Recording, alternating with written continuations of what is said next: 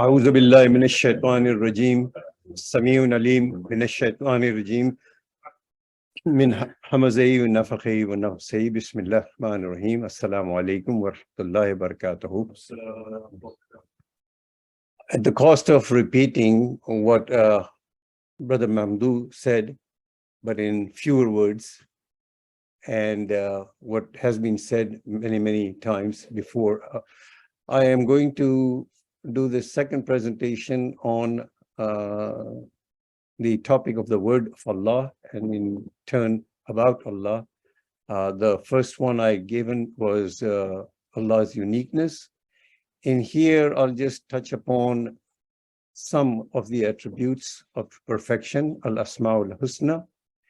And next time I get an opportunity, I'll move on to the topic of the Quran per se. I'm hoping that I'll move on from the subject of Allah subhanahu wa ta'ala's and then to the Quran and then to man, and we'll keep on coming back, because the idea is to motivate myself and yourselves with this book, the Quran. And since the Quran is the medium through which the guidance is coming to us, who it is coming from, what is in the guidance, and who is it all about, those are the three topics. And my source is only the Quran, and primarily and exclusively the Quran. Very rarely I may mention a hadith or two. I am not an expert in that, so I'll just limit myself to that.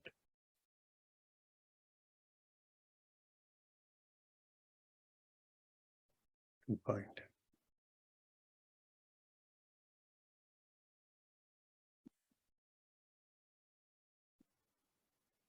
Okay. Those of you who attended the first presentation recall that I had mentioned that in any of the presentations of mine, this particular exhibit will open up again, just to remind us that this book has to be reflected upon on an ongoing basis. Allah subhanahu wa ta'ala commands us or urges us or pleads with us, if you will they not then try to understand this Quran? We need to do this to the best of our abilities, inshallah. Right. So Asma'a al Hoosna'a, Asma'a al Hoosna'a has been translated here as attributes of perfection. I show here three bits of ayat, ayat Taha, Al-Araf, and Al-Isra. Ayat Taha, Surah Taha, ayat 8. Allah, there is no deity but Him. He alone, His alone are the attributes of perfection. Allahu la ilaha illa huwa lahul asma'ul husna. The next one is, and Allah alone are the attributes of perfection. Invoke Him then by these. So, walillahi asma'ul husna. And 17, Al-Isra, say invoke Allah or invoke the most gracious. By whichever name you invoke Him, He is the only one, for His are all the attributes of perfection. The term Al-Asma'a al Hoosna'a generally has been translated, as you well know elsewhere, as the most perfect names. That's how it's been translated mostly. I chose to take this particular translation, attributes of perfection.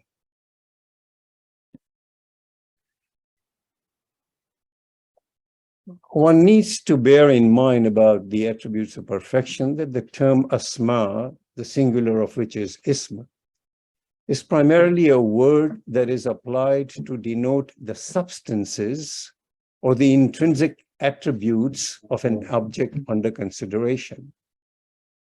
Again, Asma, which is the plural of Ism, is a word that is applied to denote, identify the substances, the substance which is such as myself, or the intrinsic attributes of an object under consideration. And the term Husna, which is an adjective, denotes that which is best or perfect. Hence, the combination may be appropriately rendered as the attributes of perfection, a term reserved in the Quran for Allah alone. So I'll begin with the attributes, the most spoken about, the attributes Al-Rahman, Al-Rahim. Now, the two divine epithets of Al-Rahman and Al-Rahim are derived from the noun Rahmat, Rahmatan, to be exact. The root letters, of course, are Ra, Ha, and Mim. This trilateral root appears 342 times in the Quran in 11 different forms, of which the nominal Rahman appears 57 times, nominal Rahim 115 times, and the noun Rahmatan 117 times. Just for the sake of completeness, I have identified here other forms which include the verb Rahima 20 times, verb Turhamu 8 times, noun Arham, noun Arham, noun Ruhama, noun Marhamatun, and active participle Rahimin 6 times. Most of them, so for example, Rahima is to show mercy, guide, to forgive, to spare or rescue. The verb Turhamu, to be shown mercy. It is a passive of Rahima, to be shown mercy. Arham is a plural of the noun Rahimun, wombs, kindreds. Arham is more or most merciful. Ruhm is mercy, kindness. Ruhama is plural of Rahim. Marhamatun is mercy, compassion. And Rahimin is showing mercy, merciful. So these are the common translations of these words, all of which have the trilateral root of Ra, Ha, Mim. They all revolve around the idea within this translation of Rahmat, or what we call normally translated as mercy. Rahmat or Rahmatan is rendered and signifies generally, as I said, mercy, compassion, loving tenderness, but more comprehensively, grace. This last rendition, grace, is comprehensive because its theological meaning, now here I'd like you to pay attention, the theological meaning of the word grace comprises the freely given and unmerited favor and love of Allah in this case. Grace comprises the freely given, not even asked for, freely given, and unmerited, whether one merits it or not, favor and love, in this case of Allah. For humans then, grace is that influence of Allah which operates in humans to regenerate and to strengthen them. So for the third time, grace comprises the freely given and unmerited favor and love of Allah subhanahu wa ta'ala, which for humans then, it is that influence of Allah subhanahu wa ta'ala which operates in us in order to regenerate and to strengthen us.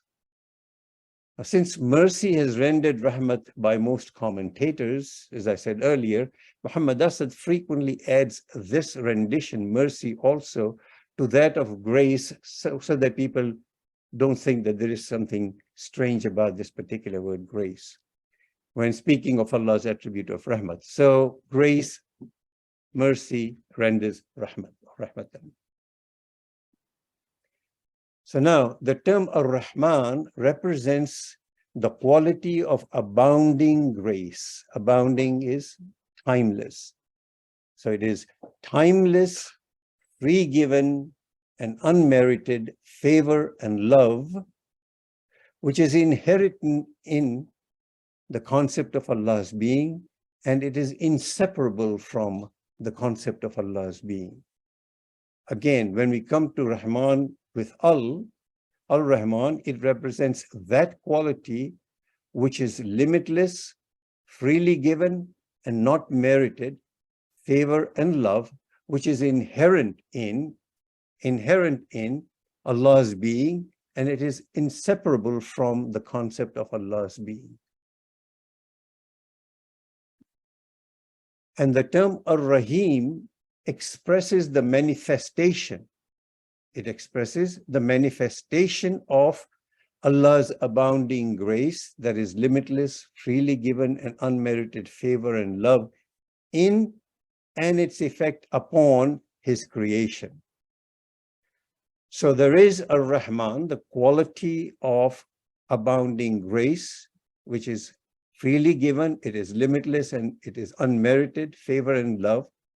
That particular grace is then manifested by Allah subhanahu wa ta'ala in His creation, all His creation. And there is an effect upon His creation of that. That is what comprises Ar-Rahim. In other words, it is an aspect of Allah's activity. There is this quality that is inherent in Him. Through His activity, it manifests itself in us and all the creation. Thus, Ar-Rahman is rendered as the owner of grace, bringing out the aspect of inherence of grace in Allah subhanahu wa ta'ala. And Ar-Rahim is rendered as dispenser of grace, bringing out the aspect of Allah's activity of dispensing to humans this grace. The owner of grace, the dispenser of grace. The owner of limitless, unmerited, freely given favor, and then the dispenser of that limitless, freely given, unmerited favor upon His creation. Since Rahman linguistically implies an intensive, that is an elated significance, Muhammad Asad renders Ar-Rahman as the most gracious, owner of grace, the most gracious. I will briefly pause here to say that for centuries, these two phrases have been pondered upon, and suffice to say that much has been written on it.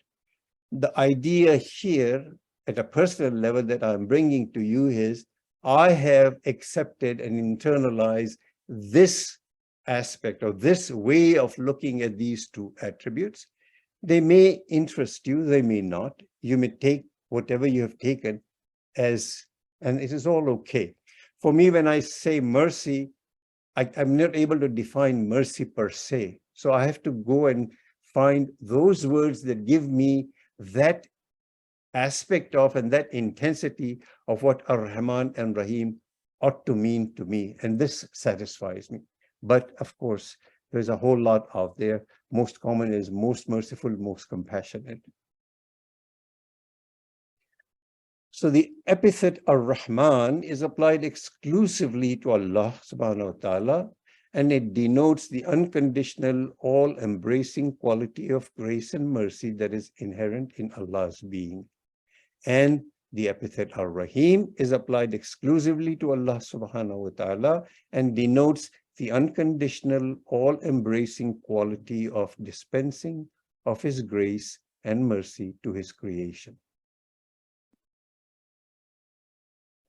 Allah's attribute of Rahman, that is His grace, mercy, is unique among His many attributes in that it is the only attribute of His that He has willed upon Himself as a law. The only attribute He has willed upon Himself as a law. The expression Allah has willed upon Himself the law of grace and mercy occurs in the Quran only twice. In Surah 6, Ayat 12 and Ayat 54. In both those instances, it is with reference to His grace and mercy, Rahmat. So that part of those two ayats say, La lillahi kataba ala nafsihi ar-rahmatan. Your sustainer has willed upon Himself the law of grace and mercy.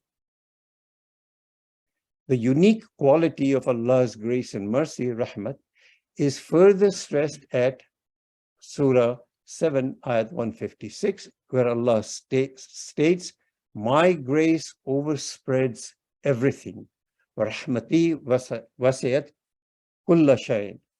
And it finds an echo in the authentic tradition in which Allah in which, according to the Prophet, Allah says of himself, verily my grace and mercy outstrip my wrath.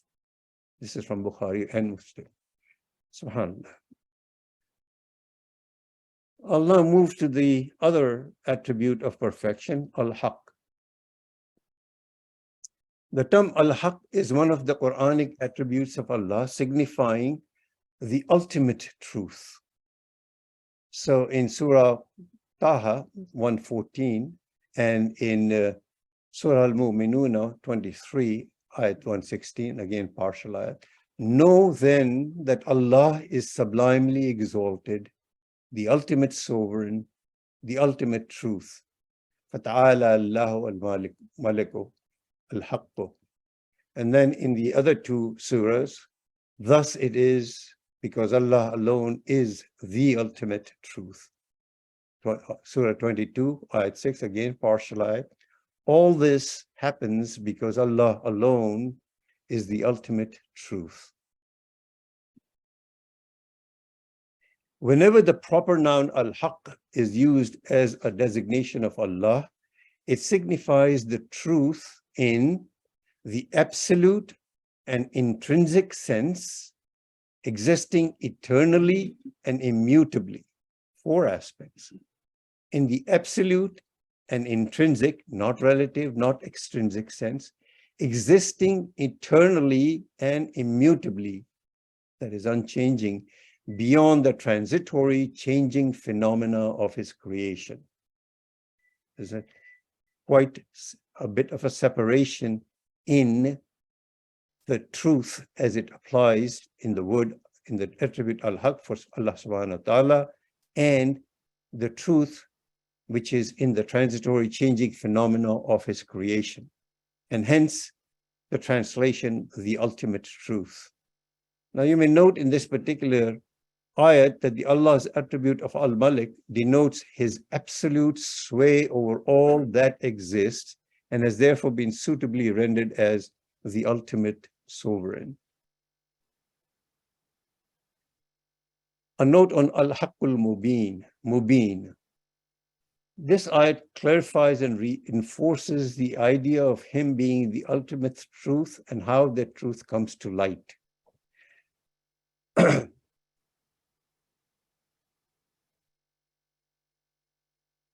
Three things to note. Justice is based on truth. I'm sorry, I have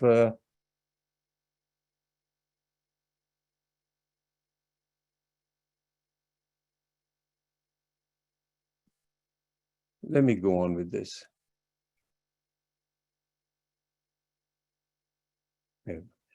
So, Al-Haqqul Mubin.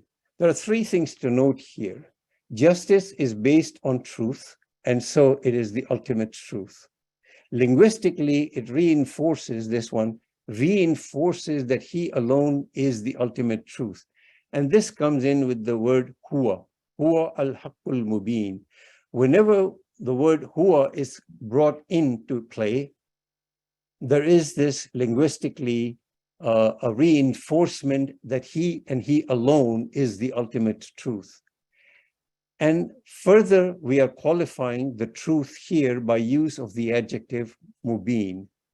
So, to repeat again, because I lost my chain of thought, justice as we know it, which was spoken of by Brother Mamdul last week, is based on truth. And so here it is the ultimate truth. In other words, if you don't have truth, you will not have justice.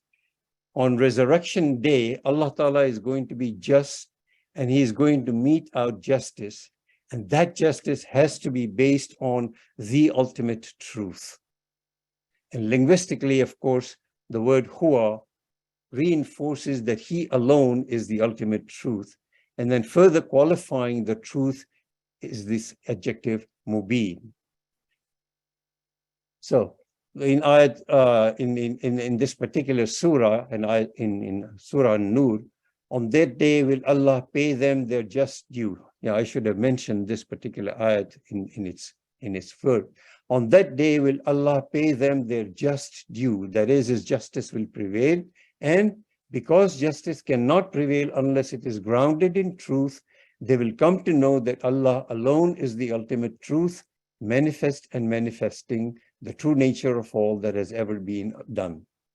I'm sorry, I confused you here. I should have recited this ayat in order to say, why did I bring the aspect of justice in here?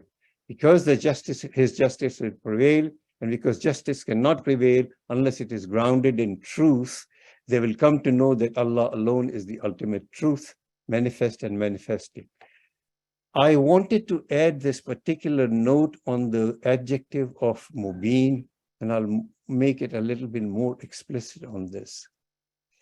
The way I've translated Huwal Haqqul Mubin is He, Allah alone, is the ultimate truth, manifest and manifesting the true nature of all that has ever been done. Manifest and manifesting. So regarding the dual rendering of Mubin as manifest and manifesting, the adjective Mubin here qualifies the noun Haqq in two ways. One, it describes the attribute of Haqq. That is, this Haqq is clear, it is obvious, it is manifest. Number two, it describes the function of Haqq. That is, this Haqq makes clear, this Haqq makes manifest. So there are two meanings, two renderings that are embedded in the word mubin, which if you say it's obvious, it's clear, it doesn't come in, because not only whatever it is qualifying, in this case Haqq, is in itself clear, but in turn, it makes clear whatever there is out there that is following it. Now, what is shown here is that these are the message of revelation that is clear in itself and clearly showing the truth. So this is how I have mentioned it. That these are the messages, tilka ayatul kitabil mubin. This was particular one that I had mentioned it. These are the messages of a revelation that is clear in itself and clearly showing the truth. Now, in the consensus of the commentators, both these meanings are comprised in this surah, in this particular ayat, which is tilka ayatul kitabil mubini. These are messages of a revelation that is clear in itself and it is clearly showing the truth. So since in the consensus of commentators, both these meanings are comprised in this ayat, that is, the messages of a revelation that is clear in itself and it is clearly showing the truth. So that's why I use this manifest as well as manifesting, clear as well as clarifying, as necessary to render the term mubin more carefully, more. Similarly, for example, in Surah Yusuf, tilka ayatul kitabil mubin. These are messages of a revelation that is clear in itself and clearly showing the truth. So here in Surah Yusuf, for example, mubin denotes both the attribute and function of the Quran or kitab or revelation. That is, these messages of the kitab are clear and they make clear. Tilka ayatul kitabil mubin. These messages of a revelation are clear and they make clear. When we refer to the Quran in Surah 12, the first ayat of Surah 12. The term al-Haqq is one of the Quranic attributes signifying the truth, and a perpetually profound remark occurs in the Quran in 3 separate ayat in which the term Haqq appears in conjunction with Allah's words.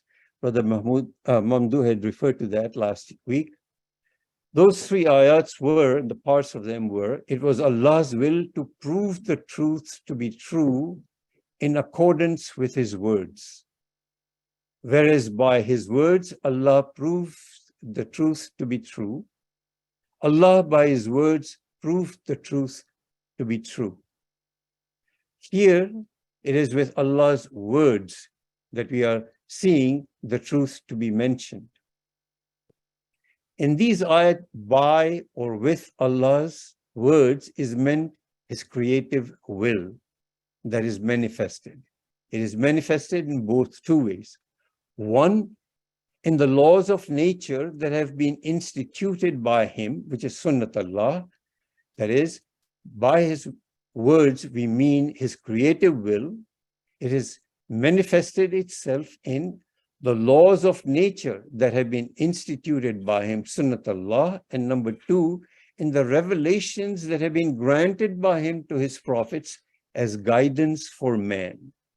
So when we say it was Allah's will to prove the truth to be true in accordance with His words, we are saying that it was Allah's creative will which manifested itself in the laws of nature which were instituted by Him, that is Sunnat Allah, and in the revelations that were subsequently granted by Him to His Prophet, which is the guidance for man.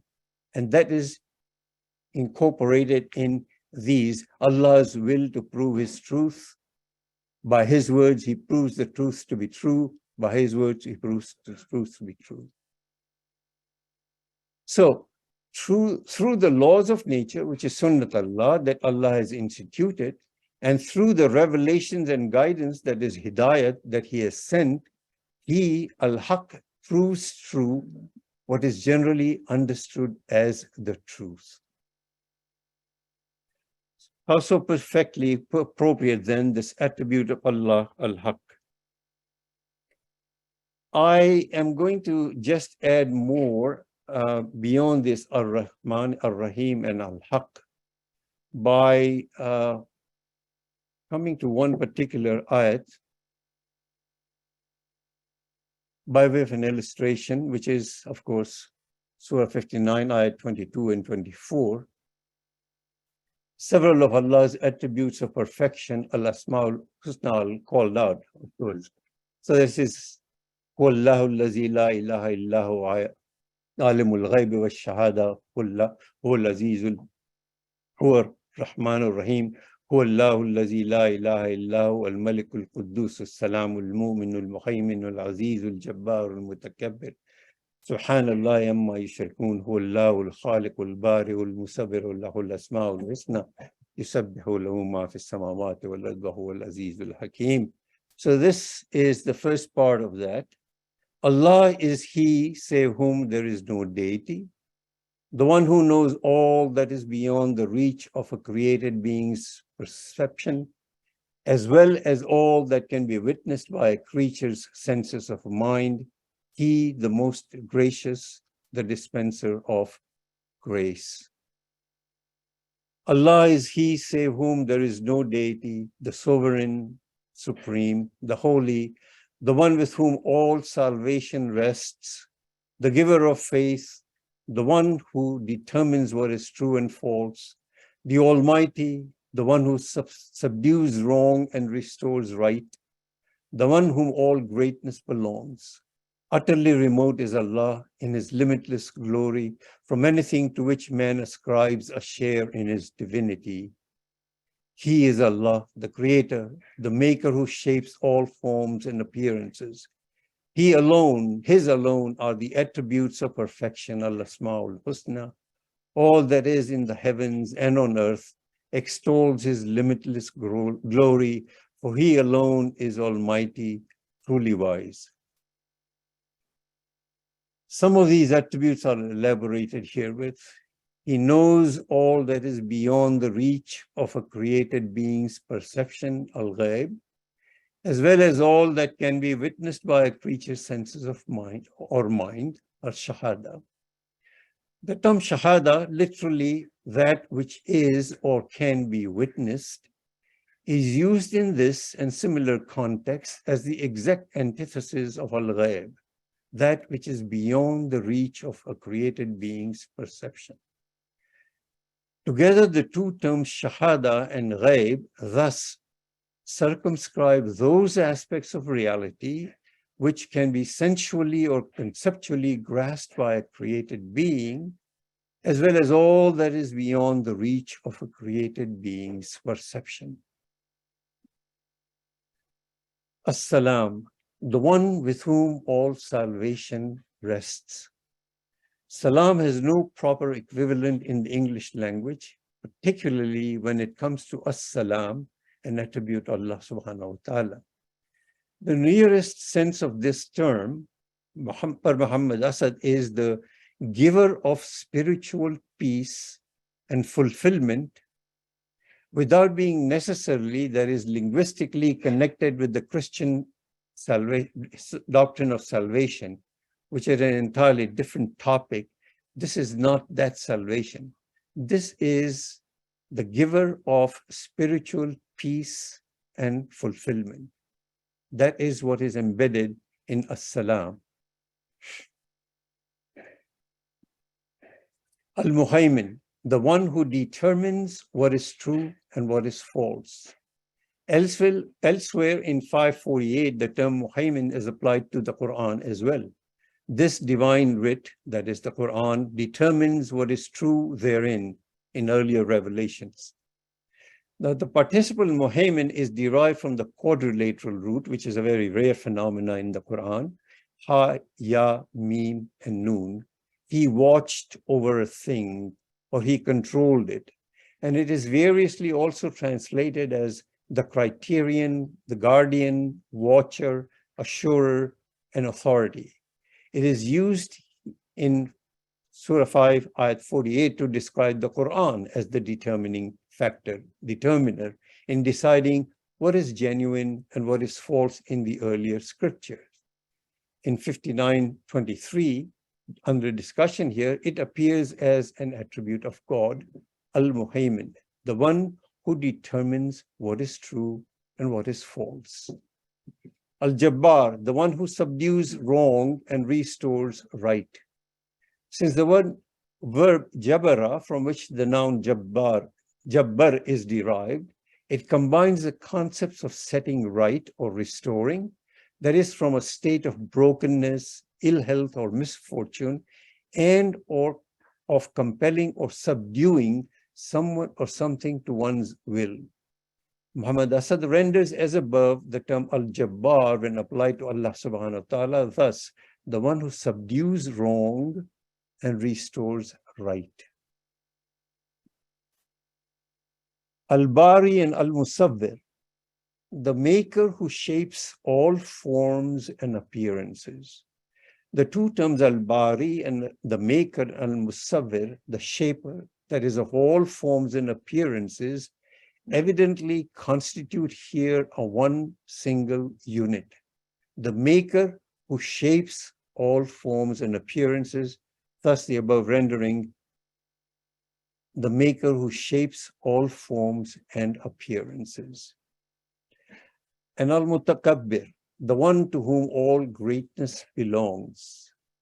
M.A.S. Abdul Halim, who is translated in the Quran in this century, the first one to be translated and broadly broadcast, he renders it thus: the one who is truly great, Muhammad Asad translated as the one to whom all greatness belongs. Now, the words with ka, ba, and ra as roots appear 160 times in the Quran. In the Quran, Mutakabbir, the participle, appears 7 times in form 5, of which Al-Mutakabbir here appears only once, currently under discussion, and is elsewhere also rendered as possessor of all glory, the truly great, the proud. This particular translation, the one to whom all greatness belongs, incorporates these attributes by the rendering shown above as the one whom all greatness belongs. It is interesting to note that in all the other instances of Mutakabbir appearing in the Quran, that is, as they pertain to men and not Allah subhanahu wa ta'ala, its meaning is entirely in contrast. Arrogance, false pride, haughtiness. As a verb as well, twice in the Quran, it means is arrogant. However, when it refers to God as al-mutakabbir, it takes on the positive aspect that the word greatness denotes. And so the preference for Allah, for Asad's rendition, the one to whom all greatness belongs. Greatness does not belong to man. Greatness belongs only to mankind. When man brings in the aspect of greatness to describe him, that is arrogance. It stops being greatness. It becomes arrogance. It becomes false pride. It's haughtiness and all that. So here you have a word that appears in the Quran when it pertains to Allah subhanahu wa ta'ala. Its true meaning, greatness, comes out. When it brings in, when it refers to man, arrogance comes out. This is a very nuanced difference that Allah subhanahu wa ta'ala puts in the Quran. I will stop right here. What I was trying to do here, and I failed in several areas here, is that there are attributes. Brother Mahmoud has discussed them at length, 33 so far. Inshallah, we will hear 66 more. There is a whole plethora of attributes of Allah subhanahu wa ta'ala in the Quran, described here as Asma'a al Hoosna'a. I've only referred to less than a dozen of them. The idea is to take any of these and reflect upon in depth. And even if you one, two, or three of those attributes you are able to internalize. So for example, Rahmaan and Raheem, if you internalize that as that which for you is your daily go-to or an ongoing basis go-to attribute of his, it will work as the so-called mantra in Sanskrit, and it will work as the zikr for you. It will work wonders for you. You can take it and be with it for all your life. The truth, the ultimate truth, another attribute, which you can take it, internalize it, let it become part of your personality, and it works wonders. I have taken about 3 or 4, and that's all I have taken. But we are all aware that there are all these attributes to him. You don't need to remember all. I have a very bad memory. Whenever I go to the Quran, I have the translations with me. Alhamdulillah, the translations are everywhere, here on to everywhere else. So I don't need the vocabulary. I have learned grammar so I can put these together. But when I see these attributes, it pauses, it makes you pause and you say, how long or how many times have I really paused and reflected upon it? So I urge you, take any attribute, take any of the Asma'a al Hoosna'a, and make 1 or 2 of them your dearest friends. And believe me, I assure you, they will work wonders. Assalamu alaikum. اللهم صل وسلم وبارك على سيدنا محمد وعلى آله وصحبه. اللهم اهدنا فيمن هديت وعافنا فيمن عافيت وتولنا فيمن توليت وبارك اللهم لنا فيما أعطيت وقنا واصرف عنا شر ما قضيت فإنك يا ربنا تقضي بالحق ولا يقضى عليك. اللهم ادخلنا برحمتك في عبادك الصالحين. اللهم اخرجنا من ظلمات الجهل والوهم إلى نور العلم. اللهم علمنا ما ينفعنا وانفعنا بما علمتنا وزدنا علما. اللهم اجعلنا ممن يستمعون القول فيتبعون أحسنه. اللهم اكفنا بحلالك عن حرامك وبطاعتك عن معصيتك وفضلك عمن سواك. اللهم بفضلك ورحمتك على كلمة الحق والدين. اللهم انصر الإسلام وعز المسلمين يا أكرم الأكرمين. Oh Allah, spread your mercy upon us, shower us with your blessings, increase our knowledge, grant us forgiveness, and reward us with the company of the prophets in the Firdaus al-A'la. Oh Allah, forgive our parents and all our friends and relatives who have passed away. Oh Allah, make their graves garden from heaven and grant in the Firdaus al-A'la. Oh Allah, we have many of our friends and relatives who are sick. Oh Allah, we have our son Ma'raj, our daughter Aisha Wani, and our brother Javid. Oh Allah, grant all of them full and speedy recovery. Oh Allah, guide our children, protect them, and make them righteous. Oh Allah, we ask you every name you have elected for yourself, that none of us leave this gathering, but his pains have been relieved, his worries have been removed, his debts have been paid, his weaknesses have been concealed, his sins have been forgiven, and his needs have been fulfilled. سبحان الله وبحمده عدد خلقه ورضا نفسه وزنة عرشه ومداد كلماته. سبحان الله وبحمده عدد خلقه ورضا نفسه وزنة عرشه ومداد كلماته. سبحان الله وبحمده عدد خلقه ورضا نفسه وزنة عرشه ومداد كلماته. والعصر إن الإنسان لفي خسر إلا الذين آمنوا وعملوا الصالحات وتواصوا بالحق وتواصوا بالصبر. وآخر دعوانا أن الحمد لله رب العالمين، والصلاة والسلام على خير المرسلين. اللهم صل وسلم وبارك على سيدنا محمد وعلى آله وصحبه وسلم.